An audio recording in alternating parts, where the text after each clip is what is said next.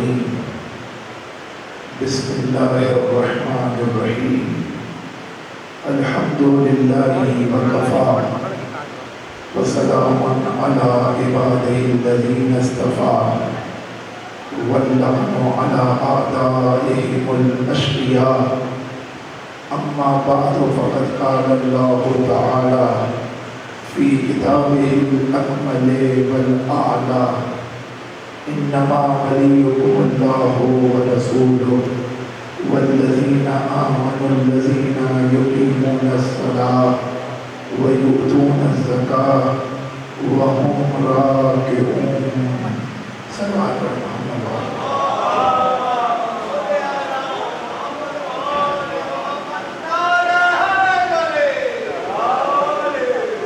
عزیزان محترم، آیہ ولایت کے ذیل میں گفتگو مسلسل ہے کہ جس میں پروردگار یہ ارشاد فرما رہا ہے کہ بس اللہ اور اس کا رسول اور وہ ایمان لانے والے جو نمازوں کو قائم کرتے ہیں اور حالت رکوع میں زکوٰۃ دیتے ہیں وہ تمہارے ولی و سرپرست ہیں۔ یہ ہے آیہ مبارکہ کا ترجمہ، اور اس کے حوالے سے جو موضوع زیر بحث ہے وہ ولی اور ولایت ہے۔ اور آج اس سلسلے کی یہ چھٹی گفتگو ہے۔ کل تک کی گفتگو ولایت کے منفی پہلو اور ولایت کے مثبت پہلو کے آثار پر ہو رہی تھی کہ اگر تم نے کسی غلط کو ولی بنایا تو وہ بھی اپنا اثر رکھتا ہے، اور اگر تم نے کسی صحیح کو ولی بنایا تو وہ بھی اپنا اثر رکھتا ہے۔ اس لیے کہ پروردگار عالم نے اس کائنات کو منظم کیا ہے۔ اس کائنات کا نظم اور قانون یہ ہے، مادیات میں بھی ہے اور معنویات میں بھی ہے۔ میں نے مثال دی تھی کہ اگر تم آنکھ میں چاقو مارو گے تو آنکھ ضائع ہو جائے گی۔ یہ نہیں ہو سکتا کہ آنکھ میں چاقو مارو اور ضائع نہ ہو۔ آنکھ آپ کی سالم رہے، یہ نہیں ہو سکتا۔ اگر سر تن سے جدا ہو جائے تو انسان مر جائے گا، کیونکہ پروردگار نے اس بدن کا قانون یہ بنایا ہے۔ یہ مادی قانون ہے۔ اسی طریقے سے معنویات میں بھی ایک ربط ہے جو پایا جاتا ہے۔ مادیات ہمیں نظر آتے ہیں، ہم سمجھ جاتے ہیں، لیکن معنویات ہمیں نظر نہیں آتے تو ہم غافل رہتے ہیں۔ مثلا اگر تم گناہ کرو گے تو وہ گناہ بھی اپنا اثر رکھے گا، اگر کوئی نیکی کرو گے تو اس کا بھی کوئی اثر ہے۔ اگر تم نے نامحرم پر نگاہ ڈالی تو اس کا اثر یہ ہے کہ تمہارے ہوتے ہوئے کام میں رکاوٹ آ جائے گی۔ اب یہ نہ سمجھنا کہ فلاں نے جادو کر دیا، یہ تمہاری نگاہ کا جادو تھا۔ ایک صلوات پڑھے محمد والے۔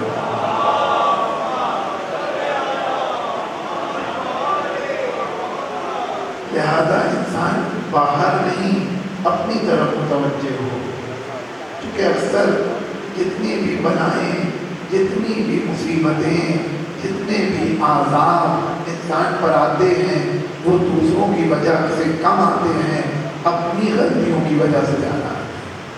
اور قرآن بھی اسی طرف اشارہ کر رہا ہے، روایات معصومین بھی اسی طرف اشارہ کر رہی ہیں، جیسے کہ دعائے قمیل میں مولا کائنات ہمیں تعلیم دیتے ہیں کہ اللہم اغفر لی الذنوب التی تحبس الدعاء۔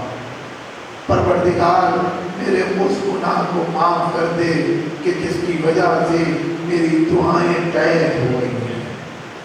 اللہم اغفر لی الذنوب التي تنزل البلاء، پروردگار میرے ان گناہوں کو معاف کر دے جن کی وجہ سے بلائیں نازل ہوتی ہیں۔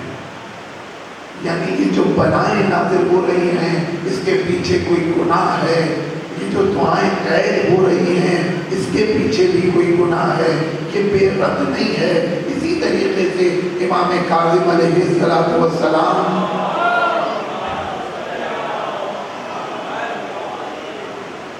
آواز دیتے ہیں کہ کلما احدث الناس من الذنوب، جب انسان نئے نئے گناہ میں مبتلا ہوتا ہے تو پروردگار اس کو نئی نئی بلاؤں میں مبتلا کرتا ہے۔ یہ کیا ہے؟ یہ ایک رابطہ تکوینی ہے مادیات کا، معنویات سے، کہ تم اگر گناہ کرو گے تو بلا نازل ہوگی۔ جس طریقے سے اس کائنات کا قانون ہے، ہر جگہ پر یہ قانون ہے، تو جب تم کسی کو غلط کو ولی بناؤ گے تو یہ بھی بے رحم نہیں ہے، یہ بھی اپنا اثر دکھائے گا، اور اگر تم نے کسی صحیح کو ولی بنایا تو یہ بھی اپنا اثر رکھتا ہے اس کائنات میں۔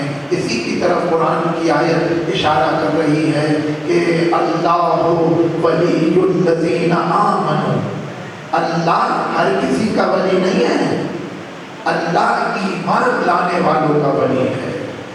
یعنی ولایت خصوصی کی طرف اشارہ ہے، ورنہ تو سب کا ولی ہے اللہ۔ تم اللہ کو ولی مانو یا نہ مانو، اس کی ولایت سب پر حاکم ہے، لیکن یہ جو آیت اشارہ کر رہی ہے یہ ولایت خصوصی کی طرف اشارہ ہے۔ اللہ ایمان لانے والوں کا ولی ہے، اللہ ولی الذین آمنوا۔ اس کی ولایت کا اس کائنات میں تکوینی اثر کیا ہے کہ یخرجہم من الظلمات الی النور۔ یہ ولایت تمہیں تین کم سے کم بڑے اندھیروں سے نکالے گی اور ایک نور کی طرف لے آئے گی۔ یہ ولایت کا اثر تکوینی ہے۔ تین بڑے اندھیرے، ایک شرک ہے، ایک کفر ہے اور ایک نفاق ہے۔ اگر تم نے اللہ کو ولی مان لیا تو یہ اللہ کی ولایت تمہیں شرک کے دلدل سے نکال کر، کفر کی وادیوں سے نکال کر، نفاق کے دلدل سے نکال کر تمہیں مومن بنائے گی اور موحد بنائے گی۔ والذین کفروا اولیاؤہم الطاغوت، وہ افراد جنہوں نے کفر کیا، جو کافر ہیں، ان کے ولی کون ہیں؟ کہ ان کے ولی طاغوت ہیں۔ طاغوت یعنی ظالم، طاغوت یعنی بربر، طاغوت یعنی دشمن خدا، طاغوت یعنی مسلمانوں کو اذیتیں دینے والا، طاغوت یعنی دین میں انحراف کرنے والا، جو بھی آپ ترجمہ کرنے کا ہوگا۔ جنہوں نے کفر کیا ہے ان کے ولی طاغوت ہیں۔ ان کی ولایت کیا اثر رکھتی ہے اس کائنات میں کہ اگر تم نے کافر ہو گئے اور طاغوت کو ولی مان لیا تو اس کائنات میں اس کا اثر یہ ہے کہ یخرجونہم من النور الی الظلمات اولئک اصحاب النار هم فیہا خالدون۔ اس کائنات میں تمہیں نور سے نکال کر تین بڑے اندھیروں میں لے جائیں گے۔ یہ ایسے ولی ہیں تمہارے ایمان کو تم سے چھین کر تمہیں مشرک بنائیں گے، تمہیں کافر بنائیں گے، تمہیں منافق بنائیں گے، اور جب تم اس کائنات سے جاؤ گے تو تمہارا دامن چھوڑیں گے نہیں بلکہ اپنے ساتھ تمہیں جہنم میں لے کے جائیں گے۔ یہ اس کائنات میں اس کا تکوینی اثر ہے۔ لیکن میرے عزیزو، وہ ولایت جو مثبت ولایت ہے اس کا اثر بھی مثبت ہے، اور وہ ولایت جو مثبت ولایت ہے یعنی اللہ کی ولایت، یہ وہ ولایت ہے کہ جو بالاصالہ ہے۔ یعنی کیا مطلب؟ یہ ایک علمی لفظ ہے، میں اس پر زیادہ رکوں گا نہیں۔ اللہ کی ولایت بالاصالہ ہے، اللہ کی ولایت بالذات ہے. اللہ کو کسی نے ولی نہیں بنایا، اللہ خود سے ولی ہے. اللہ کو کسی نے ولی نہیں بنایا ہے، اللہ خود سے ہمارا ولی ہے. کیوں؟ اس لیے کہ وہ خالق ہے، اس لیے کہ وہ مالک ہے، اس لیے کہ وہ رب ہے، اس لیے کہ وہ رازق ہے. اس نے ہمیں پیدا کیا ہے، اس کو حق ہے ہمارا ولی بنے. ہم پر وہ ہم سے زیادہ اختیار رکھتا ہے. اللہ ہمیں کوئی حکم دے تو ہمیں حق نہیں ہے کہ کیوں کہنے کا، چوں چرا کی گنجائش نہیں ہے، چونکہ وہ ولی ہے. لیکن اللہ کے علاوہ اگر کوئی ولی ہو تو اس کی ولایت کے لیے دلیل متقن درکار ہے. اگر کوئی غیر خدا کے علاوہ کوئی ولی ہوگا تو اس کے لیے دلیل چاہیے، کوئی نہ کوئی دلیل ہونی چاہیے ہمارے پاس. یا تو خود اللہ ولی ہے، یا اللہ نے جس کو ولی بنایا. یا تو خود اللہ ولی ہے، یا تو اللہ نے جس کو ولی بنایا ہے وہ ولی ہے. براہ راست مستقیماً ڈائریکٹ جو بھی آپ کہیں، آواز ساتھ نہیں دے رہی ہے لیکن اگر آپ کی دعائیں ساتھ دیں تو انشاءاللہ مسجد اپنے وقت پر تمام ہو جائے گی. ایک تلوار پڑھے محمد والے.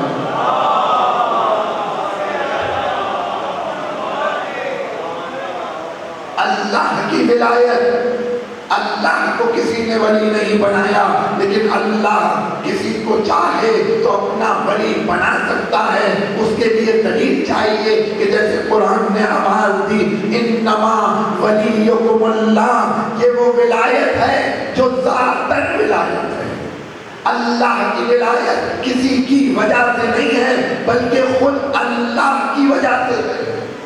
لیکن اس کے بعد جو ولایت ہے انما ولیکم اللہ ورسولہ، اللہ ولی ہے اور اس کا رسول ولی ہے.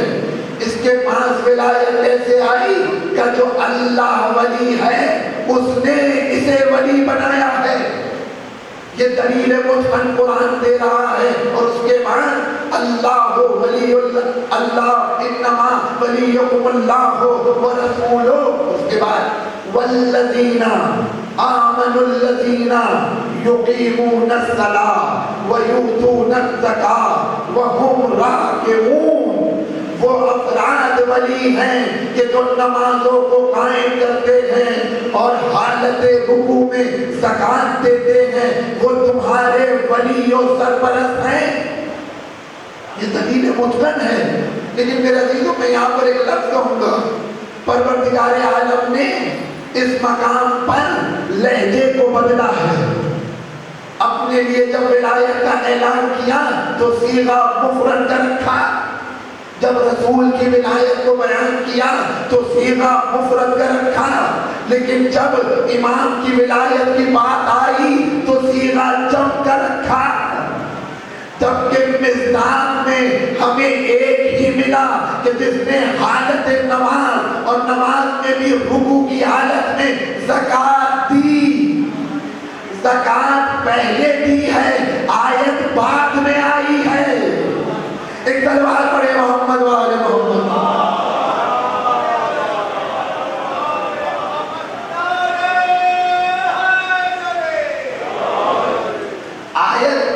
آیت بعد میں آئی ہے اور مولا نے زکات پہلے دی ہے. تم وہ ہو کہ جو آیت کے نازل ہونے کے بعد عمل کرتے ہو. ہم وہ ہیں کہ عمل کرتے ہیں تو آیت نازل ہوتی ہے. ہماری کیفیت یہ ہے.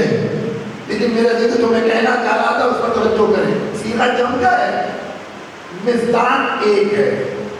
اب اس میں تفصیلی بحث ہے لیکن چھیڑنا نہیں چاہتا. پروردگار عالم نے اس میں گنجائش رکھی تھی. اگر صیغہ مفرد رکھا تو لوگ کہہ سکتے تھے کہ آیت میں گنجائش نہیں تھی ورنہ تو زکات ہم نے بھی دی تھی. آیت میں گنجائش نہیں تھی. پروردگار نے کہا کہ آیت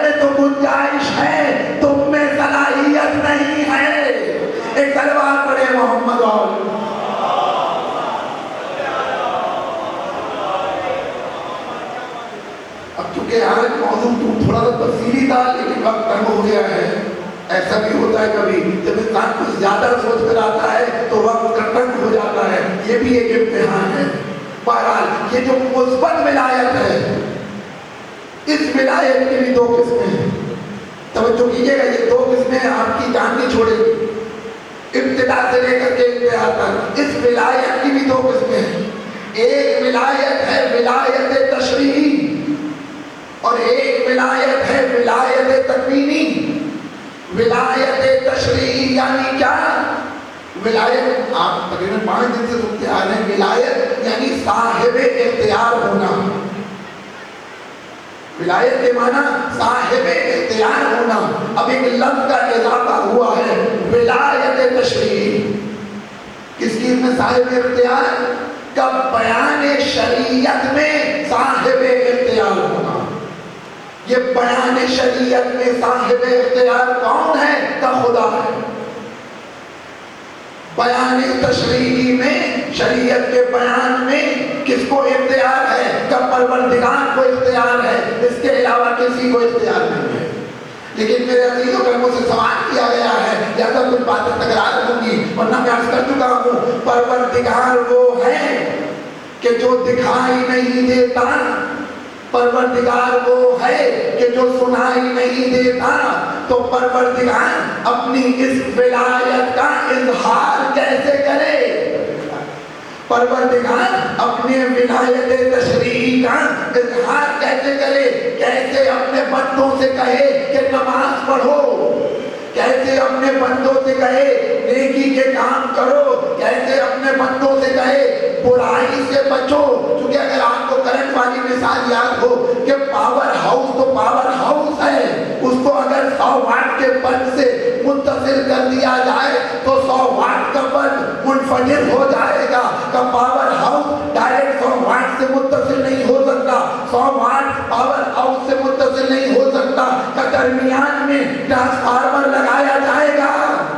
کا ٹرانسفارمر کا کام کیا ہے؟ کا پاور ہاؤس سے کرنٹ لے اور جس کو جتنا چاہیے اس کو اتنا سپلائی کرے۔ کسی کو 100 واٹ کی ضرورت ہے، اسے 100 واٹ سپلائی کرے، کسی کو 25 کی ضرورت ہے، اسے 25 سپلائی کرے، یعنی جس کو جتنی ضرورت ہے اس کو اتنا کرنٹ پاس کرے۔ اسی طریقے سے پروردگار ہے ولایت کا پاور ہاؤس، پروردگار ہے ولایت کا پاور ہاؤس، اور ہم ہیں ولایت کے 0 واٹ کا بلب۔ ہم ڈائریکٹ پروردگار سے احکام کو لے نہیں سکتے، وہ ہم تک آ نہیں سکتا۔ پروردگار تیری ولایت کا اظہار کیسے ہو؟ کہ پریشان نہ ہو، میں اپنی ولایت کا اظہار کروں گا نبوت کے ذریعے سے، رسالت کے ذریعے سے، امامت کے ذریعے سے۔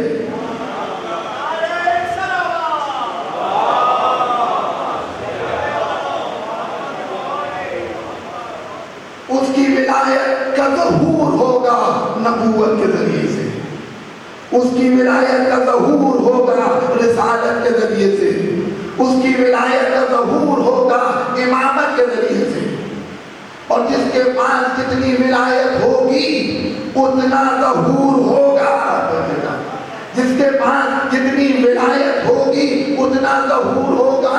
پروردگار اس کے معنی کیا ہے کہ جس کے پاس جتنی ولایت ہوگی اتنا ظہور ہوگا۔ کہ کسی میں نبی بننے کی صلاحیت ہے، رسول بننے کی نہیں، تو ہم اسے نبی بنائیں گے، رسول نہیں۔ یعنی اس کے پاس ولایت ہی اتنی ہے کہ وہ نبی بنے، رسول نہیں بن سکتا۔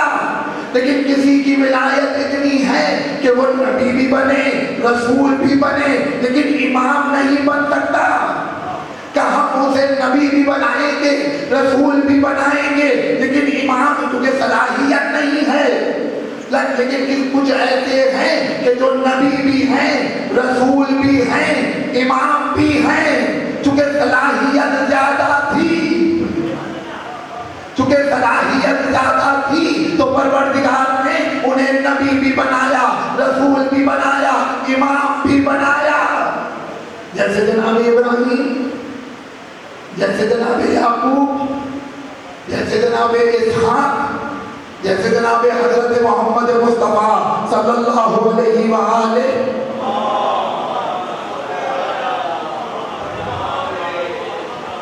خود نبی بھی ہیں، رسول بھی ہیں، امام بھی ہیں.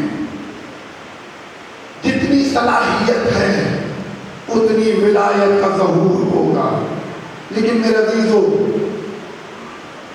نبی کی ولایت نبوت کے ذریعے سے ظہور پذیر ہوئی. رسول کی ولایت، تھوڑا سا موضوع سے ہٹ کے جملہ کہنا چاہتا ہوں تاکہ بچے محسوس کریں کہ ولایت ہے کیا. ولایت ایک کیفیت کا نام ہے، ولایت ایک کرنٹ کا نام ہے. اس کرنٹ کے مظہر کا نام ہے نبوت اور رسالت و امامت. کسی کی ولایت نبوت کے ذریعے سے ظاہر ہو رہی ہے، کسی کی ولایت رسالت کے ذریعے سے ظاہر ہو رہی ہے، کسی کی ولایت امامت کے ذریعے سے ظاہر ہو رہی ہے. لیکن کوئی ایسا ہے کہ جو ولایت رکھتا ہے، ایسی ولایت کہ نبوت سے بالا ہے لیکن نبی نہیں ہے. کوئی ایسا ہے کہ جس کی ولایت رسالت سے بالا تر ہے لیکن رسول نہیں ہے. کسی کی ولایت ایسی ہے کہ امامت کے برابر ہے لیکن امام نہیں ہے. پروردگار، تو نے ولایت نبوت کی نبی کے ذریعے سے ظاہر کی، رسالت کی ولایت رسول کے ذریعے سے ظاہر کی، امامت کی ولایت امام کے ذریعے سے ظاہر کی. لیکن کوئی ایسا ہے کہ جو ولایت رکھتا ہے لیکن نہ نبی ہے، نہ رسول ہے، نہ امام ہے، تو اب اس کی ولایت کا ظہور ہوگا تو کیسے ہوگا؟ پروردگار، ہمیں پتا کہ تو نے اپنی ولایت کا ظہور نبوت کے ذریعے سے کیا، رسالت کے ذریعے سے کیا، امامت کے ذریعے سے کیا. لیکن وہ کہ جو نہ نبی ہے، نہ رسول ہے، نہ امام ہے، اس کی ولایت کیسے ظاہر ہوگی؟ وہ نہ نبی بن سکتی ہے، نہ وہ رسول بن سکتی ہے. اب مجھے نہیں معلوم کہ آپ پہنچے کہ نہیں پہنچے. نہ وہ امام بن سکتی ہے چونکہ خاتون ہے. چونکہ خاتون ہے، ہمارے قانون کا تقاضا یہ ہے کہ نبی کوئی مرد ہوگا، رسول کوئی مرد ہوگا، امام کوئی مرد ہوگا. لیکن ایک خاتون ہے کہ جو نبی سے بالا ہے، رسول سے بالا ہے، امام کے ہمدراز ہے. اس کی ولایت کا ظہور ہو تو کہتے ہو حکم ہوا ہے پیغمبر جب بھی سیدہ آئے تو استقبال کے لیے کھڑے ہو.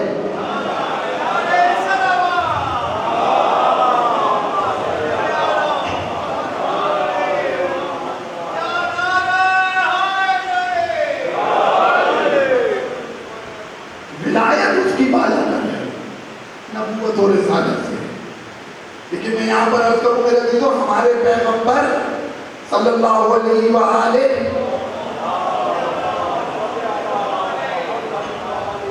نبی بھی ہیں، رسول بھی ہیں، امام بھی ہیں. بس آخری بات کیا ہوں کہ وقت تمام ہو گیا.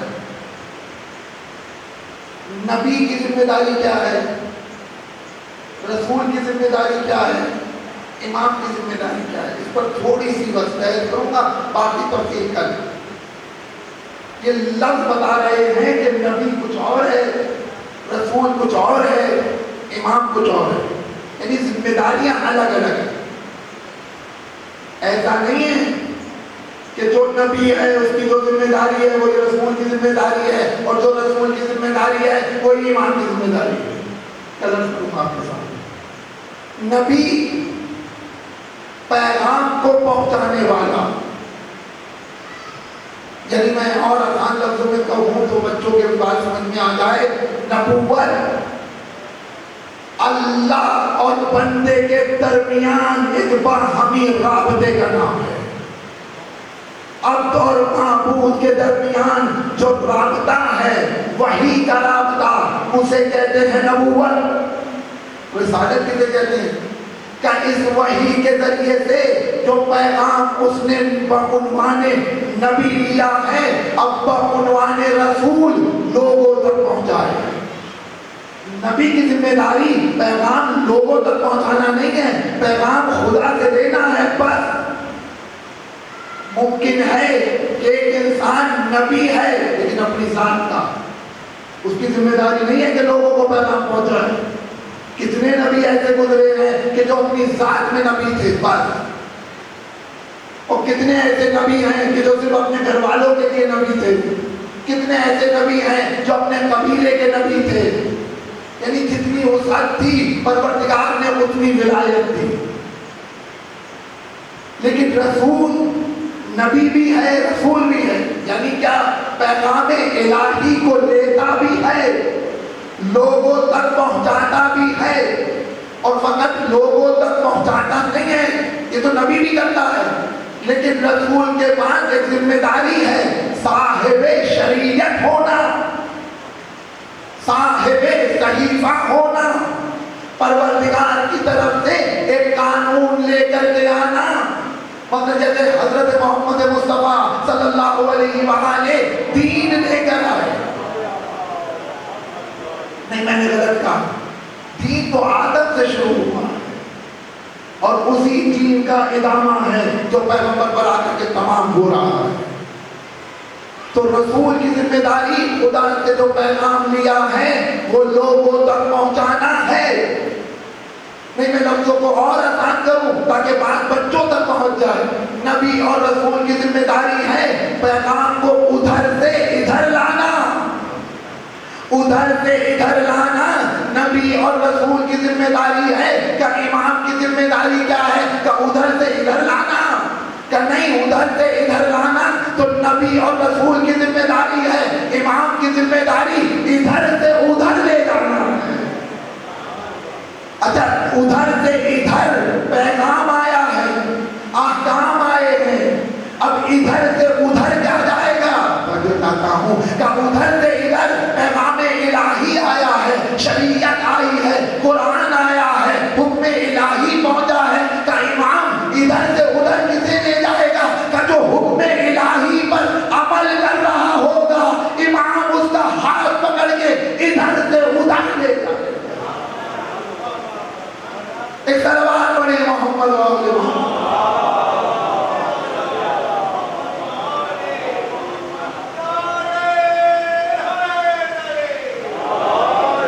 بس میرے ابھی تو میرا وقت تمام ہو گیا ہے، اس کی وضاحت کروں گا آپ کے سامنے. امام ادھر سے ادھر نہیں لاتا، امام ادھر سے ادھر لے جاتا ہے. ادھر سے ادھر لانے کو ہماری حوضے کی زبان میں علمی اصطلاح میں کہا جاتا ہے اراء الطریق. جو نبی اور رسول کی ذمہ داری ہے راستہ دکھانا. اراء الطریق یہ رسول کی ذمہ داری ہے کہ ادھر سے ادھر لے جانے کو کیا کہتے ہیں؟ کہ ایصال الی المطلوب، منزل تک پہنچانا.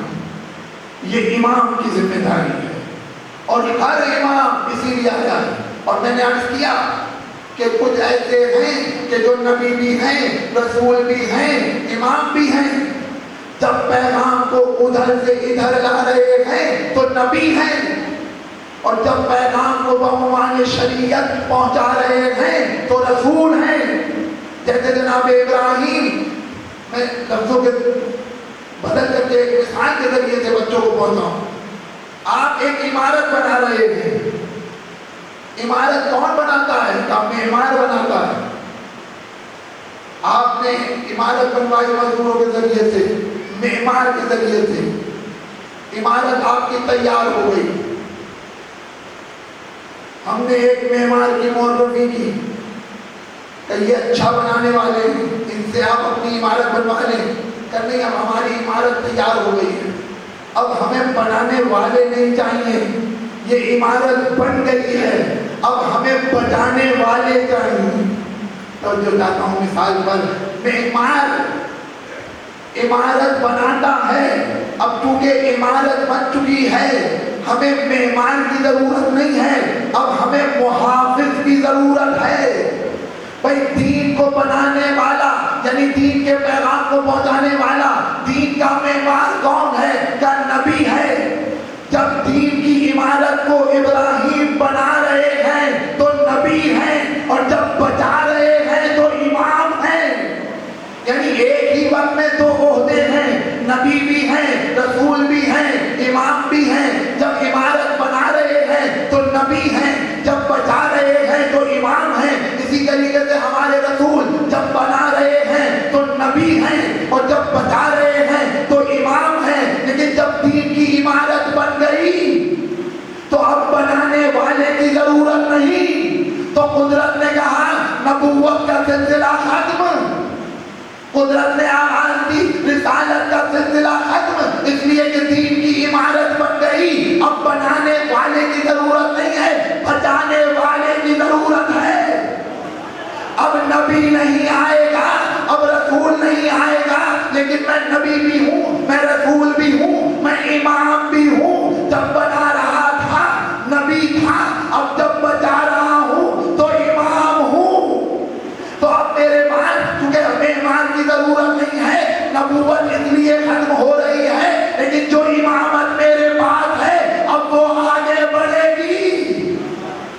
اسی لیے تو غدیر کے میدان میں آواز دی من کنت مولا فہذا علی مولا، جس جس کا میں مولا ہوں اس کا علی مولا۔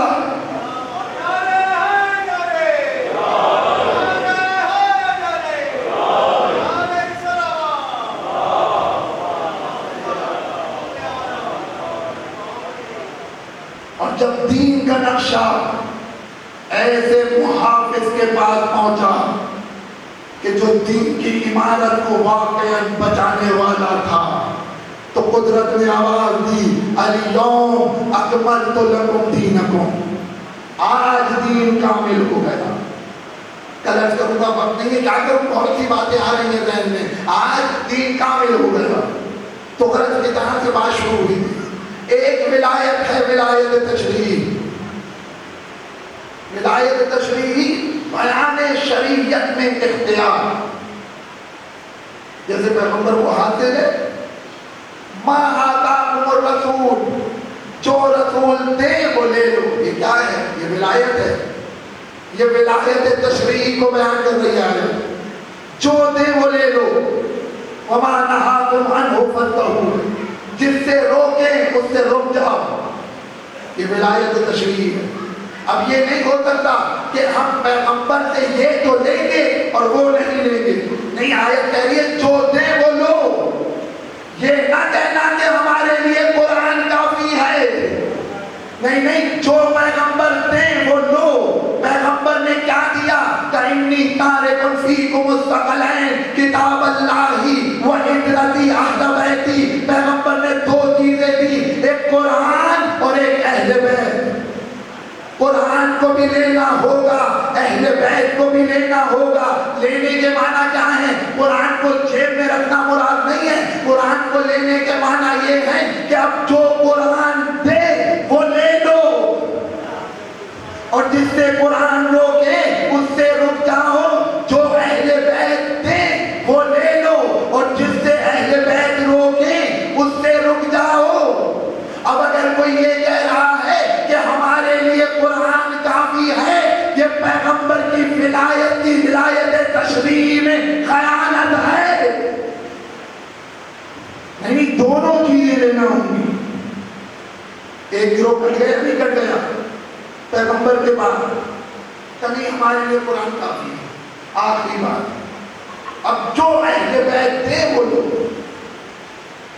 پیغمبر نے کیا دیا، قرآن اور اہل بیت۔ ہر اہل بیت کی ہر فرد نے جاتے جاتے اپنے بعد ایک کی مولوی کی، مولا کائنات کے بعد امام حسن، امام حسن کے بعد امام حسین، اور یہ سلسلہ آخری حجت تک گیا۔ پیغمبر نے اہل بیت دیے اور قرآن، اب جو اہل بیت دے وہ لو۔ آخری حجت جاتے جاتے دو چیزیں دے جا رہے ہیں، کہ ایک ہماری روایات، دوسرے ہمارے علماء۔ یہ نہیں ہوگا ہم روایات تو لیں گے لیکن علماء کو نہیں لیں گے۔ تو میرے عزیزوں، آپ میں اور ان میں جنہوں نے کہا کہ ہمارے لیے قرآن کافی ہے، ان میں اور آپ میں صرف 250 سال کا فاصلہ ہے۔ ایک تلوار پڑے محمد و علی محمد۔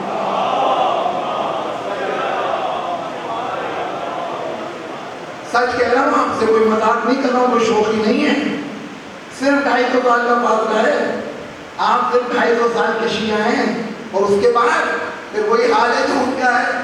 اس لیے کہ قرآن کہہ رہے جو پیغمبر نے وہ لو، پیغمبر نے اہل بیت دیے، اب اہل بیت دیے تو اہل بیت جو دے وہ لو، اہل بیت نے جو دیا ہے وہ لینا ہوگا۔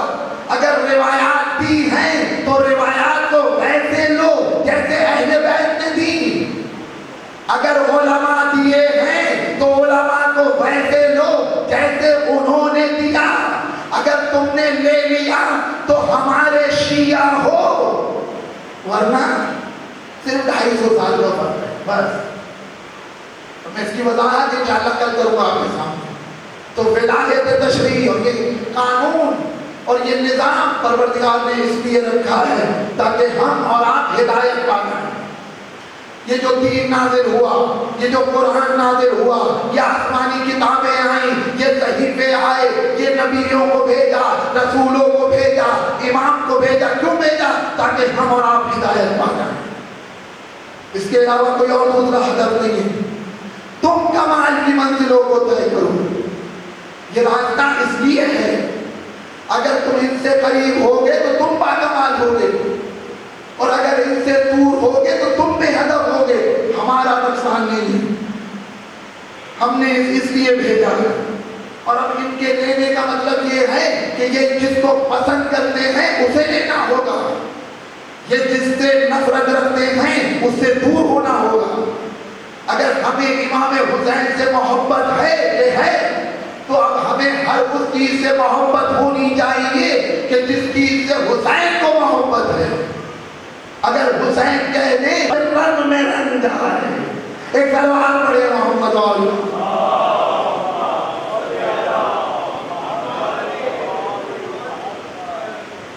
یہ آئے اس لیے ہیں کہ ہم اور آپ کامیاب ہو جائیں، ہم اور آپ ہدایت پائیں، اور کوئی دوسرا غرض اور کوئی دوسرا ہدف نہیں ہے، بس میرے بھائیو۔ اسی لیے امام آواز دیتے ہیں، امام صادق کہ بزلا مہجتہ فی، پروردگارا یہ حسین تیرا وہ بندہ تھا کہ جس نے تیری راہ میں خون جگر بہا دیا۔ کس لیے بہا دیا؟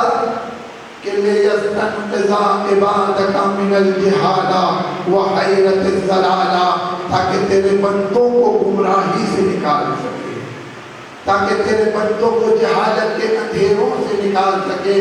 حسین ابن علی نے خون جگر بہا دیا، اور کیسا کیسا لہو، کیسا کیسا خون، اکبر سے اصغر تک سب قربان کر دیا۔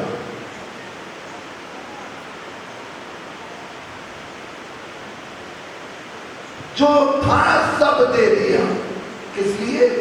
تاکہ تم ہدایت پا جاؤ، تم جہالت کے اندھیروں سے نکل آؤ۔ لیکن اس کے بعد بھی ہم گمراہی کے دلدل میں پھنسے رہیں، ہم علم کی تگ و دو میں نہ لگیں، تو حسین کا شکایت کریں گے کہ نہیں کریں گے؟ ارے میں نے اکبر اور اصغر قربان کر دیا، میں نے سب کچھ اس راہ میں قربان کر دیا تاکہ تم ہدایت پا جاؤ۔ کل حسین کو حق ہے شکایت کرنے کا، اس لیے حسین ابن علی نے کربلا کے میدان میں بھرا گھر لوٹا دیا۔ اور ایسا حسین اتنا قریب کہ جس نے کبھی کچھ نہیں مانگا، کچھ نہیں مانگا، بلکہ ہمیشہ سائل کو کچھ نہ کچھ دیا ہے۔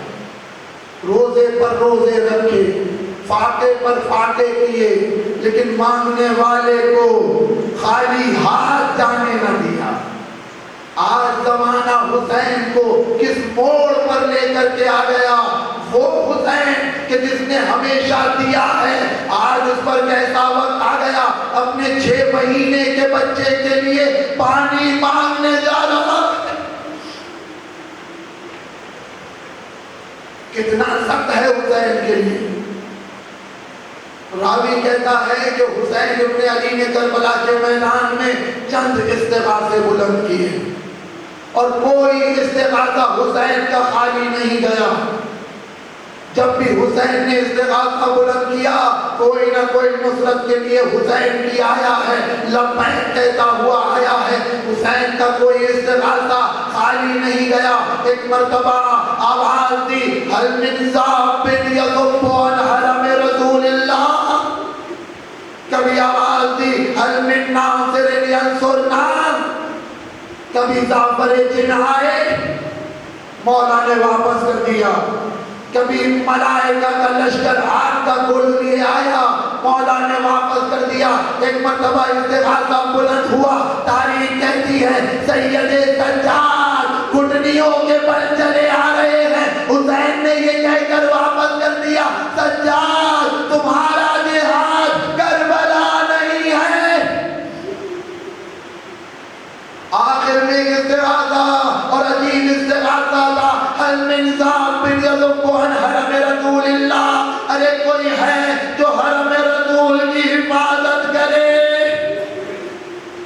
اس استغاثے کا بلند ہونا تھا، خیموں سے بیویوں کے رونے کی آواز آئی، ارے حسین وہ کریم ہے اپنی زندگی میں یتیم بچوں کو روتا دیکھ نہیں سکتا، بیویوں کو روتا دیکھ نہیں سکتا۔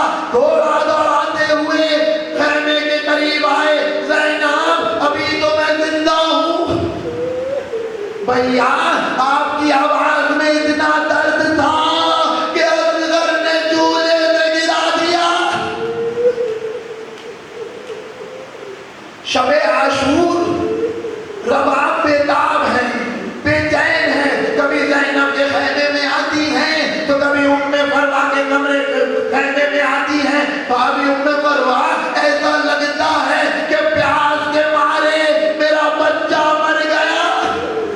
یعنی شب عاشور اصغر کی کیفیت یہ ہے کہ جان بدن میں دکھائی نہیں دے رہی، لیکن جب حسین نے ندا دی تو بچے نے جھولے سے گرا دیا۔ ارے یہ طاقت کیسے آ گئی؟ ارے یہ وہ ولایت کی طاقت ہے کہ میں تو ابھی زندہ ہوں، کہ بھیا آپ کی آواز میں اتنا درد تھا کہ اصغر نے اپنے آپ کو جھولے سے گرا دیا، کہ لاؤ میرے شہزادے کو میرے حوالے کرو۔ حسین نے اصغر کو آغوش میں لیا، لے کر کے چلے۔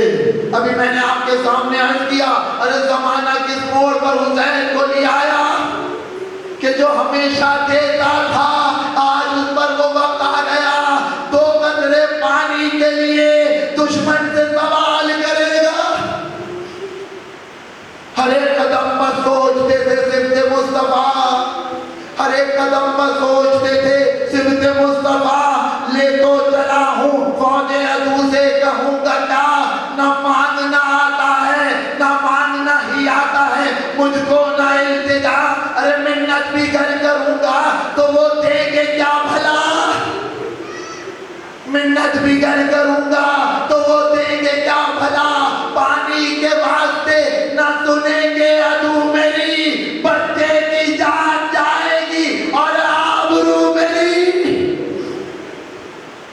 حسین ابن علی بچے کو میدان میں لے کر آئے، فوج اشقیا خاموش ہے، وہ یہ سمجھ رہی ہے کہ حسین قرآن لے کر آئے ہیں شاید واسطہ دیں گے۔ ہاں قرآن تو نہ تھا لیکن ناطق قرآن کا ایک پارہ تھا۔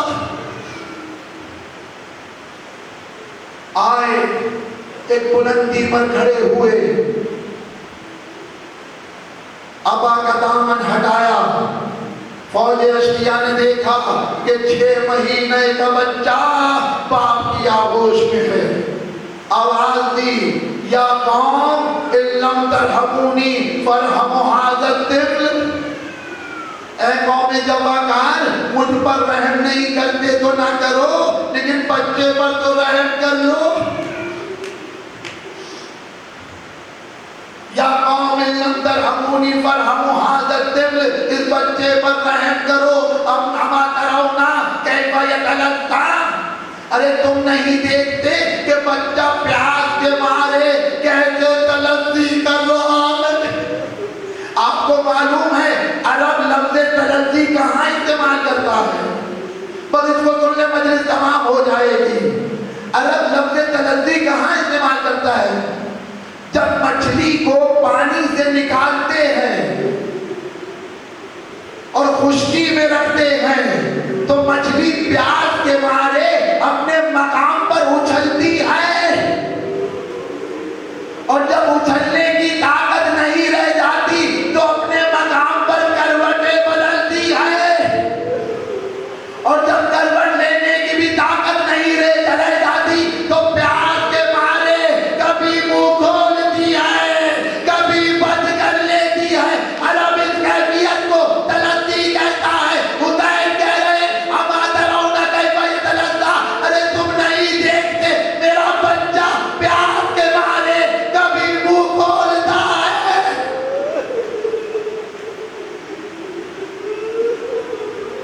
فوج اشقیاء منہ پھیر پھیر کے رونے لگی. عمر سعد پریشان ہوا کہیں انقلاب نہ آ جائے. اس نے آواز دی این این حرملہ ایک کلام الحسین، ارے حرملہ کہاں ہو؟ حسین کے کلام کو منقطع کرو. حرملہ سبوں کو چیرتا ہوا آیا. اس گھڑی تھی ہر شفیع کی آنکھ نم